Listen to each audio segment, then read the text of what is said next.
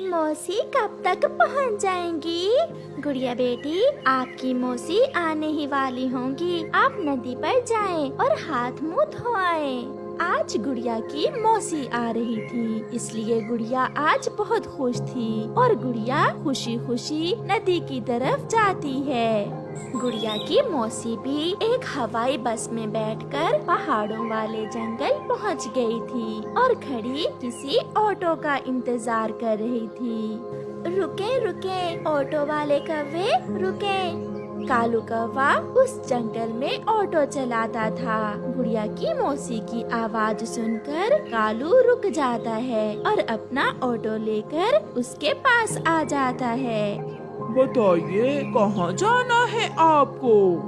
मुझे अपनी बहन के घर जाना है। जंगल की दूसरी तरफ पीपल के बड़े पेड़ पर है उनका घर। बैठे, मैं अभी ले जाता हूँ। पहले बता दें कि आप कितने पैसे लेंगे। आप बैठे तो वो भी बताता हूँ। फिर गुड़िया की मौसी कालू कौवे के ऑटो में बैठ जाती है। कालू कौवा भी अपना शीशा उसकी तरफ सीधा करता है और शीशे में देखते हुए बात करता है। सुंदर चिड़िया, आपका नाम क्या है? मेरा नाम पारो है। ये ऑटो मेरा अपना है। मेरा नाम कालू है। मैं बहुत अमीर हूँ और जंगल के सभी पक्षी मुझसे डरते हैं। तो मैं क्या करूं? आप मुझे ये सब क्यों बता रहे हैं? मुझे सुंदर चिड़ियाओं से दोस्ती करना बहुत अच्छा लगता है। क्या तुम मुझसे दोस्ती करोगी? उम्र देखी है अपनी। अंकल कौवे, दोस्तियाँ छोड़ो और मरने की तैयारी करो। अभी मैं जवान हूँ, मैं कहाँ बूढ़ा हुआ। वैसे कितने दिन रहेंगी आप अपनी बहन के घर? मैं यहाँ 2-4 दिन गुजार कर ही जाऊंगी। ले जी, आपकी बहन का घर आ गया। कितने पैसे हुए? मुस्कुरा कर देख ले बस एक बार, और कुछ नहीं चाहिए मुझे। आप पैसे बताएं, समय जाया ना करें। फिर मिलेंगे सुंदर चिड़िया। पैसे लिए बिना ही ये कहते हुए कालू कौवा वहाँ से चला जाता है। मौसी आ गई, मौसी आ गई। मौसी, मेरे लिए क्या लाई हैं आप? मैं अपनी गुड़िया के लिए पिंक फ्रॉक लाई हूँ। गुड़िया को अपनी फ्रॉक बहुत पसंद आती है। पारो, सफर कैसा गुजरा? कोई समस्या तो नहीं हुई रास्ते में? पीछे से तो कोई समस्या नहीं हुई, मगर जब मैं आपके जंगल में पहुंची तो एक कालू कौवे के ऑटो में बैठ गई। वो तो एक नंबर का बदमाश कौवा है। सारे रास्ते मुझसे अजीब अजीब बातें करता आया है और तो और उसने मुझसे पैसे भी नहीं लिए। बोल रहा था मुझसे दोस्ती कर लो। ये तो बहुत अच्छा हुआ, आपके पैसे बच गए। मौसी, दोस्ती करना कौन सा बुरी बात होती है? गुड़िया बेटी, जब लड़कियां बड़ी हो जाएं, तो फिर ऐसे पक्षियों से दोस्ती नहीं करती। घर जाकर कालू कौवा भी आज बहुत खुश था। क्या बात है पति जी, आज बहुत खुश नजर आ रहे हो। आज मैंने रास्ते में फूल पर बैठी एक तितली देखी। वो बहुत सुंदर थी, इसीलिए मैं खुश हूँ। सुंदर, बहुत सुंदर थी वो तितली। दिल कर रहा है अभी फिर से उसे जाकर एक बार देख लूँ। तितली को देखकर इतना खुश हो? तितलियाँ तो हमारे घर के आसपास भी आती जाती रहती हैं। छोड़ो गोरी, तुम नहीं समझोगी। फिर दूसरे दिन गुड़िया की मौसी और गुड़िया जंगल में घूमने का प्लान बनाती हैं। रानो बहन, मैं और गुड़िया जंगल घूमने जा रही हैं। मम्मा, मैं मौसी को लेकर झरने पर भी जाऊंगी। जाओ जाओ, शाम को जल्दी लौट आना। फिर गुड़िया अपनी मौसी के साथ घर से निकलकर ऑटो स्टॉप की तरफ जाती है। पति जी, काम पर जाने से पहले मुझे कुछ पैसे दे जाओ। घर में राशन भी नहीं है और सब्जियां भी खत्म हो गई हैं। नहीं है मेरे पास पैसे, जब होंगे दे दूंगा। फिर कालू कौवा घर के बाहर खड़ा अपना ऑटो स्टार्ट करता है और ऑटो स्टॉप की तरफ जाता है। वो कालू कौवा जो कल पारो चिड़िया से पैसे भी नहीं ले रहा था और उसे बता रहा था कि वो बहुत अमीर है, वो अपनी पत्नी को तो घर में सब्जी के पैसे भी नहीं देता था। कौवा जैसे ही स्टॉप पर पहुंचता है तो पारो को कबूतर के ऑटो में बैठा हुआ देखता है। मोटे कबूतर, तू कहाँ से आ गया? पारो को तो मेरे साथ बैठना चाहिए था। फिर कालू कौवा कबूतर को दूर से इशारा करके अपनी तरफ बुलाता है। क्या हुआ कालू, मुझे क्यों बुलाया है तुमने? यार कबूतर, ये लो 50 रुपए। मगर क्यों? वो जो चिड़िया तुम्हारे ऑटो में बैठी हुई है उसे मेरे ऑटो में बिठा दो और उससे कहो कि तुम्हारा ऑटो खराब हो गया है। कबूतर कुछ सोचे बिना 50 रुपए लेता है और पारो चिड़िया से कहता है, बहन, मेरा ऑटो खराब हो गया है, आप इस साथ वाले ऑटो में बैठ जाएं। फिर पारो और गुड़िया दूसरे ऑटो में बैठ जाती हैं और पीछे से कालू कौवा कैप शैप पहनकर आता है। हाँ जी सुंदर चिड़िया, बताइए कहाँ जाना है? आप, ये ऑटो आपका है? इस जंगल के सारे ही ऑटो मेरे हैं। अंकल, अंकल, हमें जंगल घूमने जाना है। फिर कालू कौवा अपना ऑटो चलाता है। गुड़िया, ये कौवा ऐसे सीधा नहीं होगा, आज मुझे इसका कुछ न कुछ करना होगा। मुझे अपने लिए साड़ी लेना है, आप पहले मुझे बाजार ले जाएं। फिर कालू कौवा अपना ऑटो बाजार की तरफ करता है। वहाँ एक दुकान से पारो साड़ी पसंद करती है। पारो, सुंदर चिड़िया, पैसे मैं दूंगा। मुझे अच्छा तो नहीं लगता, मगर जैसे आपकी इच्छा। मुस्कुराते हुए पारो कालू से ऐसा कहती है। कालू तो खुशी से उछलने लगता है। लग गया, तीर ठीक निशाने पर लग गया। फिर कालू कौवा पैसे दे देता है। कौवे जी, यहाँ कोई चूड़ियों की दुकान भी है क्या? रंग बिरंगी चूड़ियाँ लेकर दूंगा मैं अपनी दोस्त पारो जी को। आप भी बहुत मजाक करते हैं, कहाँ है दुकान, ले जाए मुझे। फिर कालू कौवा पारो और गुड़िया को चूड़ियों की दुकान में ले जाता है और वहाँ से पारो को रंग बिरंगी चूड़ियाँ लेकर देता है। कालू कौवा उन्हें मिठाई खिलाता है, पानी पूरी खिलाता है और फिर झूले पर लेकर जाता है। घूमे घूमे, जितना मन चाहे घूमे, मेरे होते हुए पैसों की कोई चिंता ना करें। कौवे जी, क्या आप अपनी पत्नी के साथ भी इतने ही अच्छे हैं?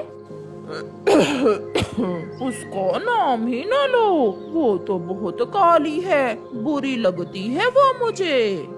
शाम हो जाती है। फिर कालू कौवा उन्हें लेकर वापिस होता है। घर पहुंचकर पारो अपनी बहन को सारी बात बताती है। ये सुनकर उसकी बहन रानो चिड़िया हंसने लग जाती है। बड़ी, अब चलें और मुझे उस कालू कौवे के घर लेकर जाएं। मगर क्यों, आप चलें बड़ी। फिर रानो चिड़िया अपनी बहन को लेकर कालू कौवे के घर चली जाती है। कालू बैठा रोटी खा रहा था। पारो को अपने घर देखकर कालू कौवा डर जाता है। आए आए चिड़िया बहन। गोरी कौवी आपका नाम ही है? हाँ हाँ, ये साड़ी और चूड़ियाँ हैं, ये आप रख लें। और अंकल कालू जी, जो ध्यान आप बाहर देते हो अपने घर पर दो। समझ के अंकल कालू, या खुलकर बता दूं? मैं समझ गया, मैं सब समझ गया। प्लीज और कुछ न बताना। रानो, क्या बात है? मुझे तो कुछ समझ नहीं आई। गौरी बहन, आपके पति को सब समझ आ गई है और आज से वो आपको हर चीज लेकर देगा, है ना अंकल कालू? हाँ हाँ, बस आप यहाँ से चली जाएं। फिर पारो और उसकी बहन चली जाती हैं और उस दिन के बाद कालू कौवा भी सुधर जाता है। जंगल में गर्म हवाएं बढ़ रही थी क्योंकि मौसम बदल चुका था। सब पक्षियों की गेहूं की फसल पककर तैयार थी। हवा के साथ गेहूं की बालियां ऐसे हिल रही थी मानो वो खुशी से नाच रही हो। चिड़िया भी अपने खेत में अपने परिवार के साथ बैठी हुई थी। गुड़िया के पापा, हमारी फसल तो तैयार है, अब हम कल तक फसल की कटाई शुरू कर देंगे। हाँ गुड़िया की मम्मा, अब हमें जल्दी से फसल बेचकर सब पक्षियों का उधार चुकाना होगा। कल ही कालू कौवा मुझसे अपनी खाद के पैसे मांग रहा था। मम्मा पापा, अपनी फसल को खाद क्यों डालते हैं? बेटी, इसलिए कि फसल अच्छे से बढ़े और पैदावार ज्यादा हो। चलो बेटी, अब शाम होने वाली है, कल हम अपनी फसल की कटाई शुरू करेंगे। फिर मम्मा चिड़िया, पापा चिड़िया और गुड़िया अपनी बैलगाड़ी जोतकर घर को चल देते हैं। रास्ते में सेठ कालू कौवा उन्हें रोक लेता है, साथ में उसकी पत्नी भी थी। अगर तुम मेरे पैसे नहीं दे सकते तो अपना ये खेत ही मुझे दे दो। नहीं नहीं भैया जी, अगर हम खेत आपको दे देंगे तो हम कहाँ से खाएंगे? हमारी फसल पककर तैयार है, हम कल ही अपनी गेहूं की फसल की कटाई शुरू कर रहे हैं। और फिर फसल बेचकर हम आपको आपकी खाद के पैसे लुटा देंगे। देख लो चिड़िया, अगर 2 दिन तक तुमने हमारे पैसे वापस ना किए तो हम तुम्हारे खेत पर कब्जा कर लेंगे। पहले बता रहे हैं, 2 दिन याद रखना। ये कहकर कौवे अपने घर चले जाते हैं और चिड़ियाओं का परिवार अपनी राह लेता है। जंगल में रात हो जाती है। मम्मा चिड़िया अभी तक जाग रही थी। मुझे बहुत चिंता हो रही है, अगर कौवों का उधार हम ना चुका सके तो वो हमारे खेत पर कब्जा कर लेंगे।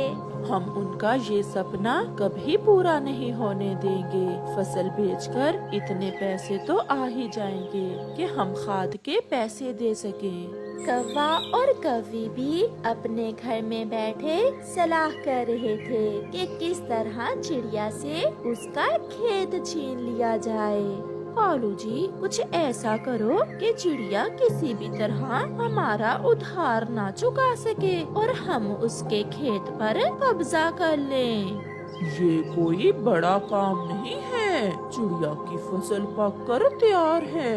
हम ऐसा करते हैं, चिड़िया की फसल को आग लगा देते हैं। ना रहेगी चिड़िया की फसल और ना वो दे सकेगी हमारी उधार की रकम। अब तो हुआ चिड़िया का खेत हमारा। चलो कालू, जल्दी चलो और लगा दो आग चिड़िया की फसल को।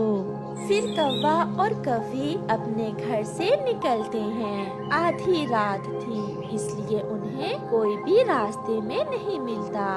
वो सीधे चिड़िया की फसल में जाते हैं। गौरी एक ऊंचे पेड़ पर बैठकर इधर उधर देखती है और कालू कौवा चिड़िया की गेहूं की फसल को आग लगा देता है। फसल सूखी हुई थी, इसलिए चंद सेकंड्स में ही आग पूरे खेत में फैल जाती है। कौवा और कौवी वहाँ से भाग जाते हैं। मिठू तोता जाग रहा था। अपनी खिड़की में से आग की रोशनी देखकर तोता डर जाता है। ये आग की रोशनी तो चिड़िया के खेत की तरफ से आ रही है। ऐसा कहते हुए तोता जल्दी से अपने घर से निकलता है। नहीं, ऐसा नहीं हो सकता। चिड़िया की पूरे साल की मेहनत चली गई। मिठू भागकर चिड़िया के घर जाता है, जो खेत से थोड़ी दूर था। चिड़िया उठो उठो, चिड़िया जल्दी करो, आग आग, किसी ने तुम्हारे खेत को आग लगा दी है। आग का सुनकर चिड़िया और उसका पति जल्दी से घर से बाहर आते हैं। गुड़िया घर के अंदर ही सोई हुई थी। जल्दी चलो चिड़िया, आपके गेहूं के खेत को आग ने अपनी लपेट में ले लिया है। हमारी साल की मेहनत चली जाएगी। गुड़िया के पापा जल्दी चले। फिर मिठू तोता चिड़िया और उसके पति को साथ लेकर फसल की तरफ जाता है। अंधेरी रात में कहीं कहीं से आग की रोशनी अभी तक आ रही थी। बाकी का पूरा खेत जलकर राख में बदल चुका था। गेहूं की सुनहरी बालियां काले कोयले में बदल चुकी थी। पापा चिड़िया तो अपनी पत्नी से अपने आंसू छुपा रहा था, मगर मम्मा चिड़िया के आंसू थे कि रुकने का नाम ही नहीं ले रहे थे। सब बर्बाद हो गया, सब जल गया। अब हम उन कौवों का उद्धार कैसे वापस करेंगे? आप चिंता न करें चिड़िया, ऊपर वाला बेहतर ही करेगा। सुबह हो जाती है। गुड़िया जब अपने मम्मा और पापा को घर में नहीं देखती तो वो अपने खेत की तरफ उड़ती है। मम्मा, ये क्या? ये सब कैसे हुआ? चुप कर जाओ मेरी बेटी, शायद ये सब हमारे भाग्य में था। कालू, अब तो चिड़िया के खेत से आग बुझ चुकी होगी। चलो जाकर चिड़िया से बात करते हैं। तुम चुप रहना, मैं बात शुरू करूँगा। कहीं चिड़िया को पता न चल जाए कि उसके खेत को आग हमने लगाई थी। फिर कौवा और कौवी चिड़िया के खेत की तरफ जाते हैं। जले हुए खेत में मम्मा चिड़िया, पापा चिड़िया और उनकी बेटी गुड़िया एक पेड़ की छांव में बैठे हुए थे। कौवा और कौवी भी वहाँ पहुँच जाते हैं। ये सब कैसे हुआ? तुम्हारी तो सारी फसल ही जल गई चिड़िया। चिड़िया, अब तुम हमारी खाद के पैसे कहाँ से दोगी? चिड़िया और उसका पति चुप थे। वो तो पहले ही बहुत दुखी थे। वो कौवों को क्या जवाब दे सकते थे? देखो चिड़िया, अब तो एक ही उपाय है कि तुम अपना खेत हमें दे दो। पैसे तो तुम्हारे पास है नहीं। अगर पैसे ना दिए तो फिर ब्याज और भी बढ़ जाएगा। मुझे सब पता है कौवा, अगर पता है तो फिर तुम यहाँ से जा सकते हो। आज से ये खेत हमारा हुआ।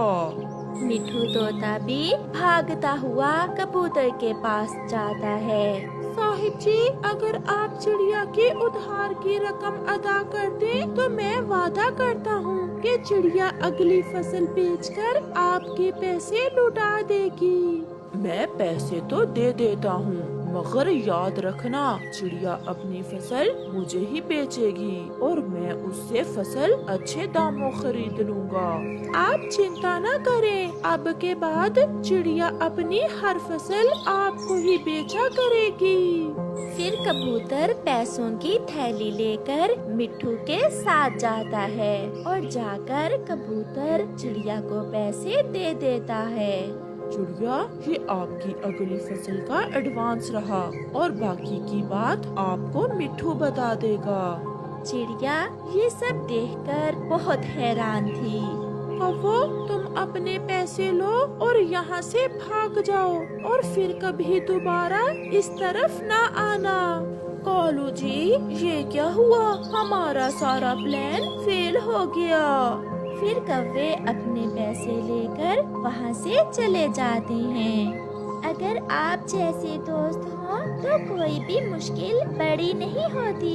आप दोनों का बहुत बहुत धन्यवाद। और कबूतर भैया, अब हम सब मिलकर पहले से भी ज्यादा मेहनत करेंगे और इस खेत में अब मकई की फसल उगाएंगे। फिर वो सब चिड़िया की बैलगाड़ी पर बैठकर वहाँ से चले जाते हैं।